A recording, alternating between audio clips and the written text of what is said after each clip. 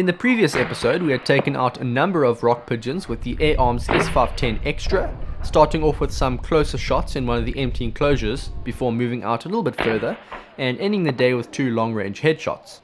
We learned the importance of good shot placement, we learned how altitude can affect a pellet's trajectory, and in this episode we are going to continue where we left off, this time nearing the 100-yard mark.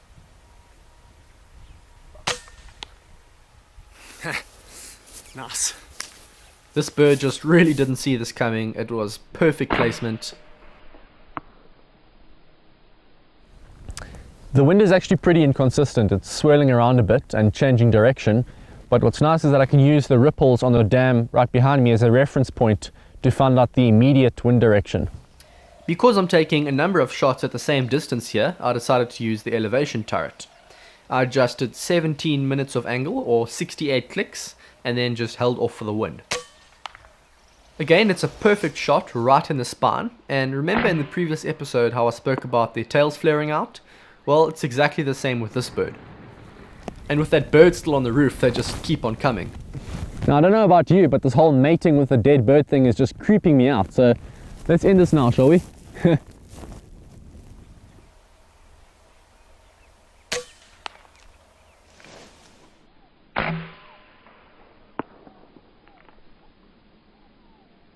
I'm not really happy with what the wind's doing at the moment. It's picked up a little bit and it's changed direction, so it's blowing from the side now. It's making things pretty difficult.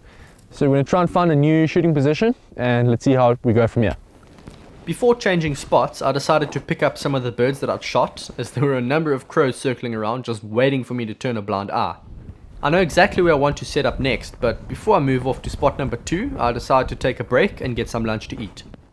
From our picnic spot on the grass, I can see all kinds of interesting animals going about their daily routines. These ground squirrels were scampering about and stealing corn from the feeders, and I actually shot a couple of them on the farmer's request. I shoot these quite often as they can be a serious pest around here, but they should not be mistaken for these mongoose.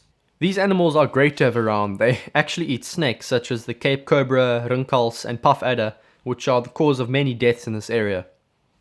And although I'm supposed to be taking a break, I just can't resist taking some more shots from the grass. Now this is quite an interesting one to watch slowed down, because if you look at the placement, it should have been lights out immediately. But I somehow think the pellet might have deflected off the wing bone and passed through the breast instead of continuing through the vitals. For this bird it was lights out. I hit him really hard.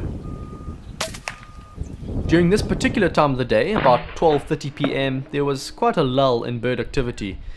They were still around, but they all seemed to be perched instead of flying around in flocks and feeding like they usually do. This is quite a close shot, and again, there's that flared out tail we've been talking about. Alright, this is the last bird shot in this video, and this right here is why I have a silencer on my rifle. The first shot is a clean miss for whatever reason. I'll take the blame for that one, but he stays exactly where he is, quite possibly not even hearing the shot at all, and that allows me to take a second shot.